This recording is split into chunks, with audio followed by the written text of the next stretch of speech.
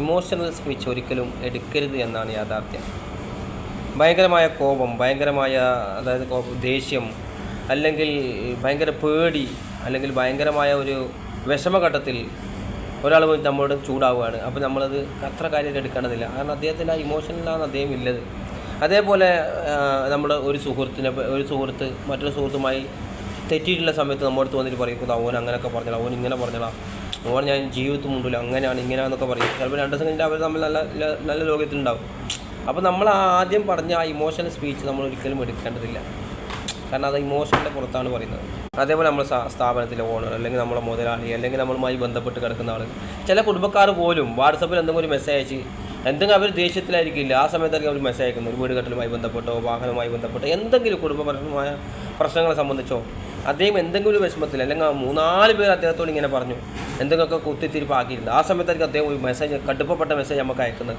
നമ്മൾ ഉടനെ തന്നെ അതിന് മറുപടി അയക്കേണ്ടതില്ല. കാരണം അദ്ദേഹം ഏത് ഇമോഷനിലാണ് പറയുന്നത്, എന്താണ് അദ്ദേഹത്തിൻ്റെ സാഹചര്യം എന്ന് മനസ്സിലാക്കാതെ നമ്മൾ 1 മണിക്കൂറോ 1.5 മണിക്കൂറോ 2 മണിക്കൂറോ ഒരു ദിവസമോ വെയിറ്റ് ചെയ്തിട്ട് മറുപടി അയച്ചാൽ മതി. അപ്പോൾ ആ ബന്ധം നിലനിൽക്കാനും, അതുപോലെ നമുക്ക് സാവകാശം, നമുക്ക് മെമ്മറിയിൽ തന്നെ ഒരു ഫോഴ്സ് ചെയ്ത ഒരു സ്പീഡുണ്ട്. അദ്ദേഹത്തിൻ്റെ സംസാരത്തിലൂടെ വന്ന ഒരു ഫോഴ്സ് ചെയ്ത അവസ്ഥയിലാണ് നമ്മൾ റിട്ടേൺ പറയുന്നത്. മറിച്ച് നമ്മളവിടെ ഒരു സമയമെടുത്ത് സംസാരിക്കുകയാണെങ്കിൽ, ഒരു ദിവസം എടുത്ത് നമ്മൾ മറുപടി പറയുകയാണെങ്കിൽ നമ്മൾ ഒരുപാട് സ്ലോ ആയിട്ടുണ്ടാവും. അതുപോലെ നമുക്ക് വളരെ യുക്തിപരമായി വളരെ നല്ല രീതിയിൽ നമുക്ക് മറുപടി പറയാൻ വേണ്ടി സാധിക്കും. അതുപോലെ നമ്മളുമായി ബന്ധപ്പെട്ട ആളുകൾ, ഭാര്യയാകാം, മക്കളാകാം, നമ്മളെ കുടുംബത്തിൽപ്പെട്ട ആളുകൾ വളരെ ഇമോഷനൽ, നല്ല വിഷമത്തിലോ ദുഃഖത്തിലോ ഇരിക്കുമ്പോൾ, അല്ലെങ്കിൽ അവർ പറയുന്ന ചില വാക്കുകൾ പോലും ആ ഇമോഷനിൽ ഉള്ള അവസ്ഥയിൽ പറയുമ്പോൾ നമ്മളത് മനസ്സിലാക്കാനും കൂടുതൽ മനസ്സിലാക്കാനും അതിൻ്റെ പരിഹാരം കണ്ടെത്താനൊക്കെ നമുക്ക് കഴിയണം. നമ്മളതിന് മെനക്കെടണം. അത് ശരിയാണ്, അത് മറ്റൊരു വശമാണ്.